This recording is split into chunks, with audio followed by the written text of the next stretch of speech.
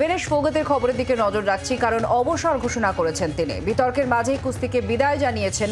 অলিম্পিক্সের final থেকে ছিটকে গিয়ে কুস্তিকে চিরতরে বিদায় জানালেন ভিনেশ ফোগাত। এক্স হ্যান্ডেলে তিনি লিখছেন, কুস্তি জিতে গিয়েছে, আমি হেরে গিয়েছে, আমার সাহস সব ভেঙে গিয়েছে, এর চেয়ে বেশি শক্তি আমার নেই, বিদায় কুস্তি।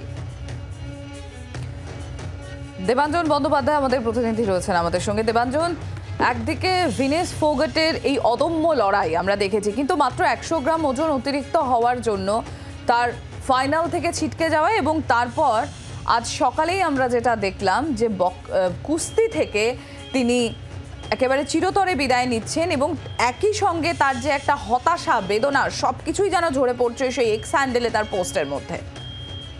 একদম তাই সম্প্রীতি, তার কারণ ভিনেশ ফোগাট যে হৃদয় বিদারক টুইট করেছেন এক্স হ্যান্ডেলে, সেখানে কিন্তু তিনি লিখেছেন যে আমি হেরে গেলাম।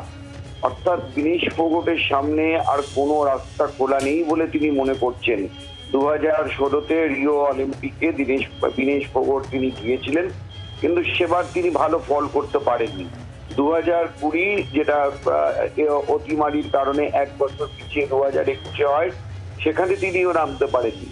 তার ফলে এবারের প্রতিযোগিতা ছিল কিন্তু ভিনেশের কাছে যে হয় এবার নয় নেভার, এরম টাইপের একটা প্রতিযোগিতা ছিল, এবং সেখানে ভিনেশ তার যোগ্যতার মাধ্যমেই একদম ফাইনাল অব্দি উঠে, প্রথম ভারতীয় মহিলা কুস্তিগির যায় ফাইনালে উঠেও যখন গতকালে মাত্র 100 গ্রামের জন্য ফাইনালে লড়তে পারেননি, তারপর থেকে কিন্তু গোটা ভারতবর্ষ হতাশ, ভিনেশও হতাশ, এবং সেই হতাশারই এবং দেবাঞ্জন, কোথাও ভিনেসের জন্য বিগত 2 বছর যে খুব একটা ভালো গিয়েছিল তাও নয়, এই অলিম্পিক্স অর্থাৎ প্যারিস অলিম্পিক্সের মঞ্চ কোথাও একটা দুর্দান্ত কামব্যাক ছিল ভিনেসের জন্য।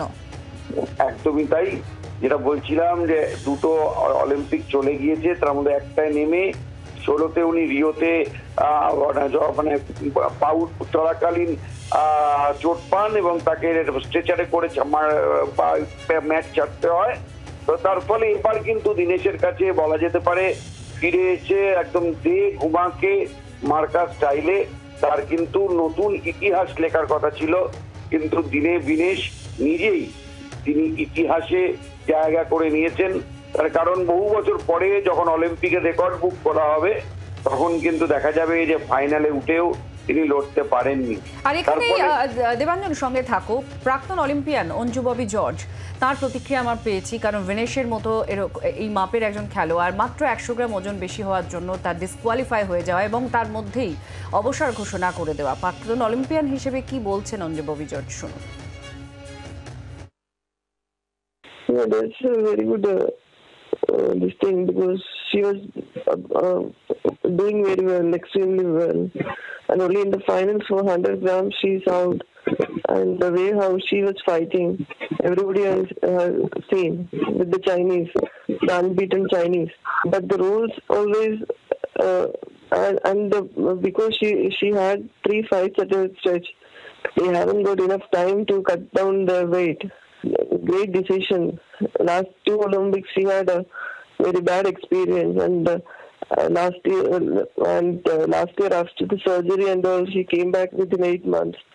So it is something unusual what she did for sports.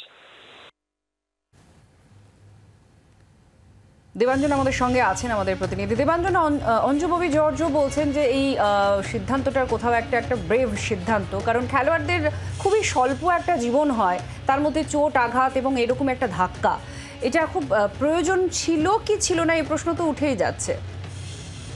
একদমই তাই সম্প্রীতি, তার কারণ প্রয়োজন ছিল কি ছিল না, কিন্তু তার চেয়েও বড় কথা ভিনেশ তিনি নিজে কি মনে করছেন। একজন খেলোয়াড় কখন অবসর নেবেন সেটা তার একান্তই ব্যক্তিগত সিদ্ধান্ত, কিন্তু ভিনেশের ভিতর যে লড়াকু মানসিকতা, যে ইতিবাচক মানসিকতা, যে ফাইটিং স্পিরিট, তা যে গতকালের ঘটনার পর ভেঙে চুরচুর হয়ে গিয়েছে, সেটা তিনি এক্স হ্যান্ডেলে যে বার্তা তিনি দিয়েছেন তাতে স্পষ্ট তিনি লিখেছেন যে আমি কুস্তির কাছে হেরে গেলাম, আমার সাহস হেরে গিয়েছে। তার ফলে বুঝতেই পারছো যে ভিনেশ ফোগাটের কাছে কিন্তু এই মুহূর্তে তিনি অত্যন্ত মানসিকভাবে বিধ্বস্ত, এবং সেখান থেকে এই সিদ্ধান্ত এবং তার ফলে এটা কতটা প্রয়োজন ছিল কি প্রয়োজন ছিল না সেটা হয়তো সময় বলবে, বিনেশ বলবে। কিন্তু ক্রীড়ামহলে অঞ্জু ববি জর্জ যিনি বলছেন সেটা হচ্ছে বিনেশ কিন্তু যাই হোক অন্তত রেকর্ড বুকে লেখা থাকবে প্রথম ভারতীয় মহিলা কুস্তিগির যিনি অলিম্পিক্সে তিনি ফাইনালে পৌঁছেছিলেন। অন্তত এই সোনার কৃতিত্ব নিয়েই তিনি সরে যাচ্ছেন কুস্তির ম্যাট থেকে। এটা তো অবশ্যই ভারতীয় কুস্তির ইতিহাসে অন্যতম সেরা মুহূর্ত বলে বিবেচিত হবে। বাংলার আওয়াজ, বাঙালির আবেগ, জি 24 ঘন্টা।